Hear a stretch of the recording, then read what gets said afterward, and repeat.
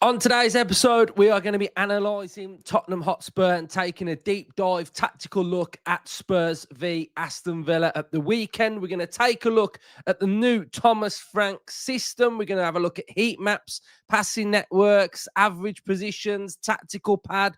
We're going to have a look at images from their games that they've played as well. We're also going to merge the two teams together and come up with a tactical game plan of how I foresee both sides attacking it, defending it.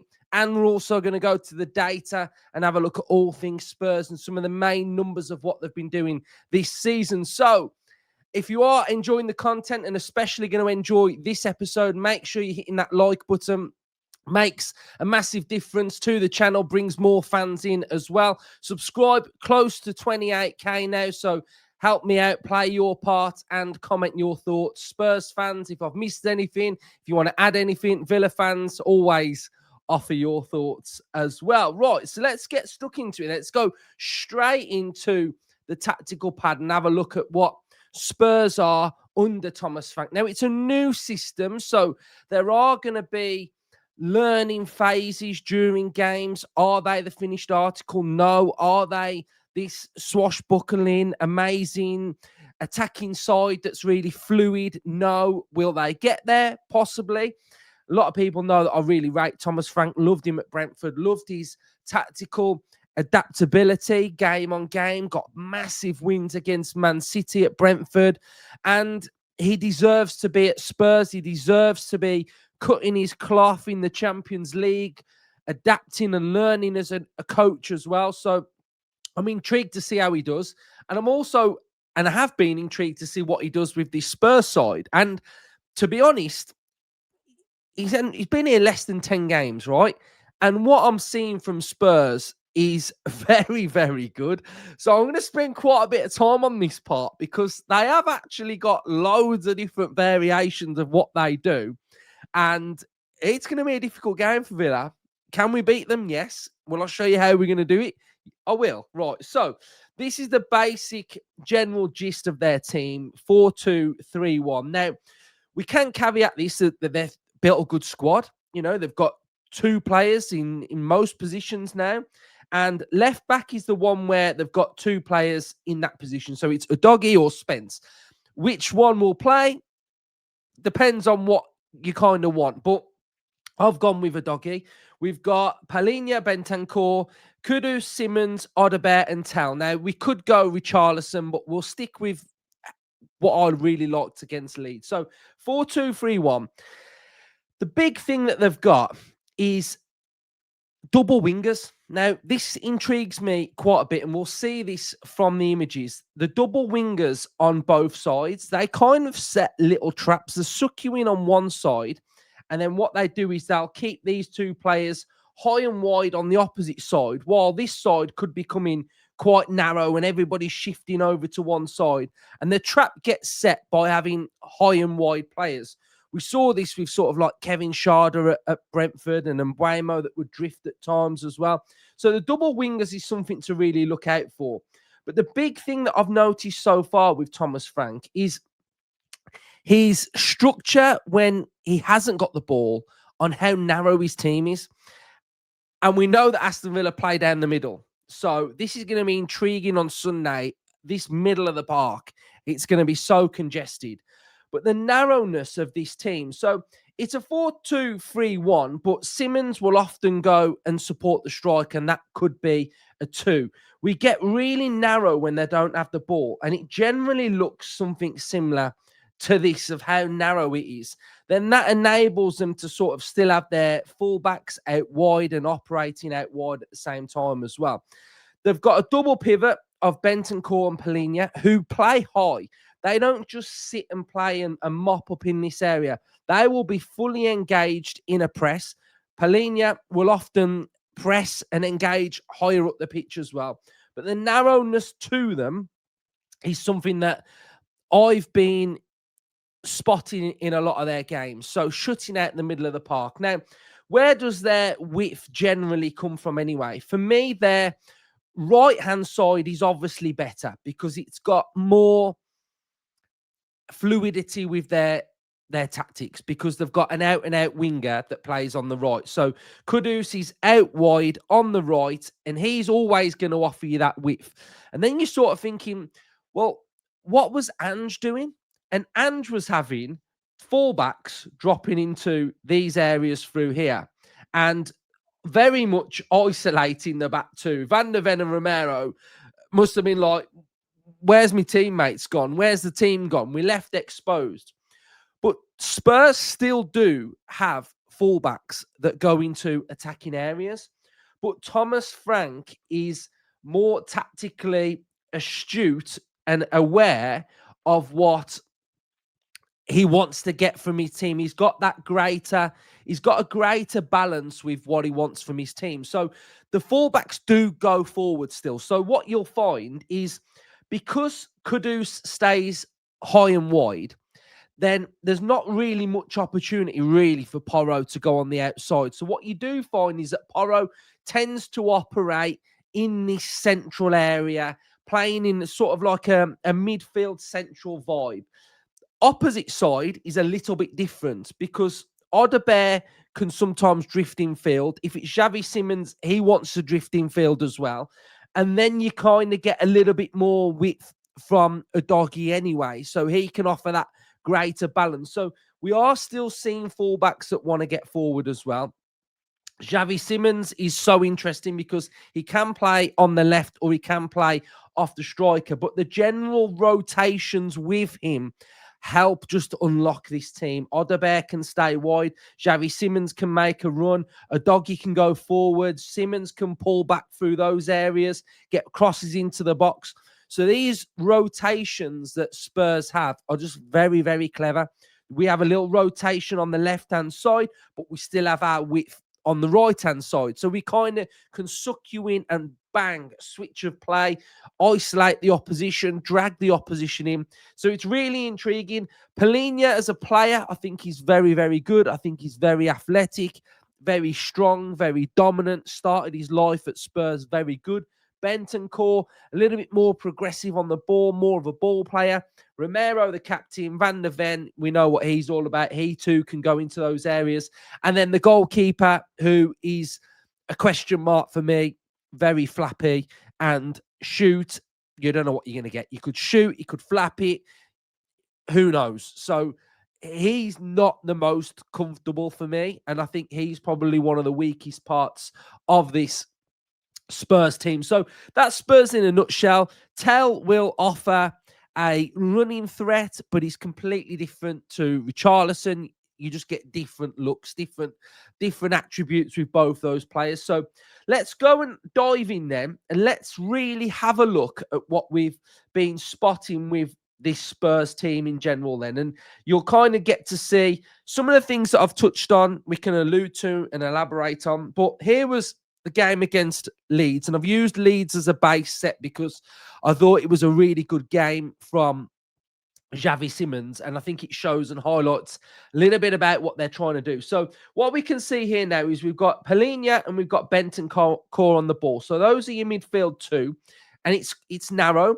We've also got Kudus, we've got Tell, and we've got Xavi Simons and Odebear. So we can already start to see how narrow this team has become when they are trying to win the ball back. They do win the ball back, and they've won the ball back, and they send Tell on his way, and this is the goal that he scores. Now, again, something to touch on as well. Let me just go back to my tactical pad because I do want to show you this as well, because I do think it is quite interesting, and it actually is quite important that we do mention this. So what Spurs have got at the minute is they've got a box, and they've got two boxes. Now, the two boxes, because they're quite narrow, it does allow them to have that structure and control in the middle of the pitch. So the two boxes allow them to be very central, very dominant, to have a solid base, and to shut out the middle area, that middle 18-yard box width of the entire pitch. So they are very, very good out there. Then we can have players that can come inside and make them even more solid, or we've then got our out balls, our threats out wide, and then we've got those four players that are outside of that box in the middle as well. So that's important. Then that leads me on to my next point here of this actual press from Tottenham Hotspur. Now, why is it quite important? Well, you've got your two forward players here. And what I want to show you now is look how high your midfield two is. That's the midfield two. It's very high, very engaged, very aggressive to try and win this ball back. It's aggressive on the two central midfielders of Leeds to try and shut them out. And we can also see that we've got Odobert and we've got Kudus, who has dropped back a little bit, and they're pressing in that 4-4-2 shape now as well. So they can become a 2-4-4 or they can become a 4-4-2. And I do think this is something that I have noticed with Thomas Frank over the years, that I do think he's always wanted to get into this 4-4-2 shape out of possession. And I think now he's got better players, he's able to do that at Spurs as well now as well. But one thing that I'll touch on from a Villa point of view is that this is the area. Let me put this nice little diagram here now. This is the area where I want to see Aston Villa exploiting against Spurs. We know we can do this. We know we can do this. We can play balls over the top of this midfield too, or we can play progressive passes through them. So, yes, it's intricate. Yes, we will try and play through Spurs. We will be brave. We will try and play through this area here. We will try to do that. I guarantee you we try to do it. So, but the other element to Villa is we can go over the top of that as well. And that's the area that I do think Villa can try and hurt this team. We saw Leeds United, who were very successful at doing this against Spurs. It posed them real big problems. And I think one of the big elements for me, especially against this Spurs team, is once Spurs plan to set up in a way, I think they can follow out the plan. But I think during games, what they're kind of struggling with at the minute is when the opposition do something that's unexpected, how do Spurs deal with it? How do they react to it? Because what I'm about to show you is there's a lot of coaching that's gone on the coaching field, and you can start to see the fruits of Frank's work happening on during a game. But what happens when things aren't planned for, that aren't going that way, that are completely different? And this is where Villa and Unai and what I saw against Leeds, that direct nature, like how do you negate a second ball? Where does that, what do we do when we pin Calvert-Lewin up against Porro or pin him up against Romero and we've got runners running off him? So how do we react to that? And they did find it quite difficult to sort of adapt to what Leeds United were doing. But the little traps that they set, the little rotations are just really clever because they don't structurally stay in their individual positions from time to time, and it poses massive overloads. Thomas Frank at the minute is really big on the overloads. Overload on the left-hand side. What's an overload? Well, if you've got two players for your team and Spurs have got three, Spurs have got the overload. And that's what they're all about. Having that 2v1, having a 3v2, etc. And we can see here now that Xavi Simons has drifted to the left. So he's come out of this position here. He's drifted into this area. And now when we want to attack this player, we've kind of got a 2v1, which is something that they are really big at. Xavi Simons drifting, finding that space. He's got that technical awareness. But again, when I touched on similarities with Ange, his system of what he wanted his fullbacks to do, we do see something similar with Thomas Frank. Now, here we've got Odobert, who is on the ball. Now, he's on the ball through here. And you're thinking, okay, where's a doggy? He's going to be over here somewhere. But no, this is him here. Now, what we've got is we've got a massive rotation. And this is what I'm talking about. We're rotating heavily. So Odobert has dropped. Xavi Simons has come across, and a doggy is going this direction now. And we move this screenshot on slightly and look at the furthest player forward for Spurs. It's a doggy. He's the one that's now at left back driving at the opposition team. And we've now got a 3v2, and I think this is Longstaff, like struggling to kind of keep up and try and get back, etc.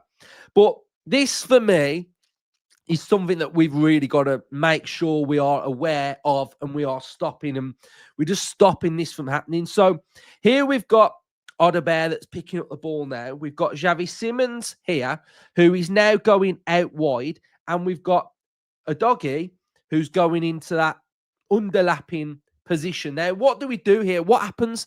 Xavi Simons is just so good at knowing where he's got to go. So Xavi Simons now can spot the run of a doggy coming in. And we're about to go down here now into this direction. Now, watch what happens to Xavi Simons. Xavi Simons starts to realise that he's occupying a position and he wants to find some space. So here we've got Xavi Simons in here. A doggy's still going on that sort of underlapping run through there. But the movement now and the shift and the rotation is just amazing. It's really, really good.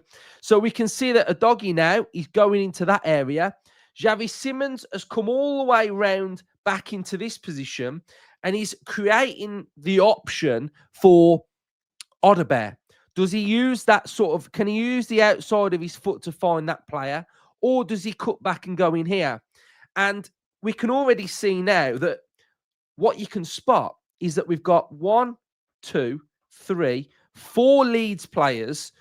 Just, it's like they're scrambling around and they've got no idea where to go or what's going on. But the other thing that I wanted to spot in this screen grab as well is when we're talking about double wingers, and we can see, if I get rid of some of this now, and what you'll be able to see is you'll be able to see that we've got, let's change the colours. So we'll use Spurs. We've got 3 here. So we've got 1, 2, 3. And then we'll change the colour to Leeds. They can be claret. So we'll go Leeds in 1, 2, 3, 4. Spot double wingers on the opposite side, holding their width, kind of setting that little bit of a trap as well. So if this ball can go to someone else and it can get switched and we can stretch, and then you've got options of Kudus getting it, you can have an overlap, an underlap, etc. I just think it's really good play from Spurs, and you're starting to see the little tactical elements of what Thomas Frank wants from his team. So here again, we've got Xavi Simons, who has been able to stretch. He stretched the opposition. What he actually does after this isn't very good. He tries that little Rabona that doesn't really work, that looks quite bad when it doesn't work. And then finally, another area that I kind of picked up on was playing out from the back. Can you press Spurs? And you can. And what you're able to see here now is that Leeds press. And then again, you've got that midfield too. Can you get in and around it? Can you isolate players? Can you win the ball back? And they're able to do that.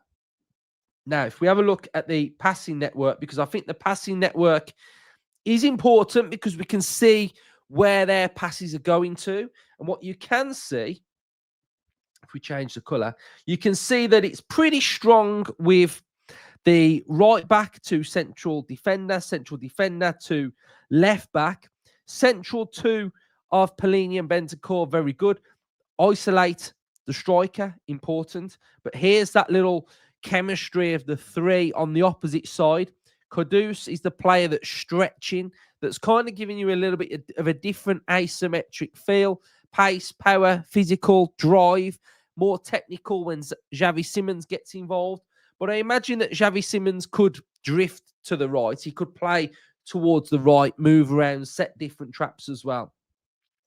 But another element that I want to touch on as well is the different types of personnel that Thomas Frank could add to his team, which does kind of intrigue me at the same time, because when I'm looking at this Thomas Frank team and you're thinking of different personnel, who can play, what players can come in there, well, they've got different options of how this team can look, because we've mentioned that they're a 4-2-3-1. They can play 4-4-2 out of possession, but they can also adapt to be more of a 4-3-3. And different players enable them to sit a little bit differently. So what you would end up doing is we take Odebear out, we put Simons, we'll put Tell down the middle. Now, another player that I really like is Bergvall. I like Sarr as well. But if you can add a different profile of player in there, it's quite easy for Spurs to have a completely different look at the same time as well. With 3 central players, you can kind of get the same vibe. You can get Bergvall pressing in that area and operating in there as well. But that little bit of a shift sometimes of becoming a 3 midfield could be quite useful. And we have seen them become a 3 in some of the games as well. And I just think it was really interesting little look of what they can change with different personnel as well. So we'll have a quick little look at the heat map for Leeds, and we'll kind of merge everything that I've been talking about so you can get a good picture of where all of these players are playing then. So we've got a Doggy who is sort of camped inside the opposition half, a threat getting into the 18-yard box. We've got Pedro Porro, who is staying back a little bit deeper, offering a threat in the other opposition half. You can see that he's inverting slightly. We've got Kudus, who's offering the width on the right. Xavi Simons, left, but coming inside. Tell. We've got Polina, and we've got Bentancur. So you can see from the heat maps that this is kind of merging everything together, the tactical ideas of what Thomas Frank wants from his team. Now, Aston Villa, what do I expect from Aston Villa? Here is one that I did earlier. This would be, no, it's not. This would be my team against Spurs. So I have got in here Martinez, Digne, Pau, Konsa, Cash, Kamara, Bogard. Let's swap them round. Kamara protecting Pau, Bogard. Rogers on the left. Watkins, I reckon he'll be fit. Marlon down the middle with McGinn on the right. That is what I would go with from a Villa point of view. You could go with Gesson, but I think, for me personally, I'm going to go with McGinn. I think he's crucial for this game. Right, before we get into the tactical mashup then, and mapping the teams together, we've got some data to go through on Spurs. Right, quick sip of my coffee. And if you find this episode insightful, make sure you are subscribing, smash the like button, and comment your thoughts. Really appreciated if you could do all 3. Right, Spurs. So we're going to data pack it a little bit. We'll find out what they've been doing this season, and we'll have a look at the 2 teams combined. So they've scored 13 goals in the Premier League with an XG of 7.53. So they're outperforming their XG. They've took 77 shots, 26 on target, with a goal conversion rate of 16.88, averaging 55.7% possession, 84.4% accuracy, 885 passes in the final third, with 71% successful. 31.1% of their passes go forward, and they're having 21% success on their crosses. Pressing 36 high turnovers, which is winning the ball back higher up the football pitch, and it's only led to 1 shot. They've had 81 press sequences, 10 plus passing sequences. They've had 74, so they've passed the ball more than 10 times to each other, 74 times. And passes per sequence, 3.61 per sequence, of a time of 10.22 seconds. Defending, they've conceded 5 with an XG of 8.82, so which suggests that they are conceding less than what they're taking up on their goal.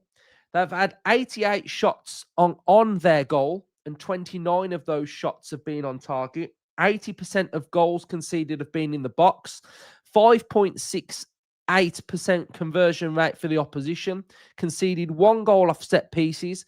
They've made 126 tackles, 40 interceptions, 324 recoveries, 15 blocks, 164 clearances, and they've won 49.4% of their ground duels and 46.1% of their aerials. So defensively, they're very solid.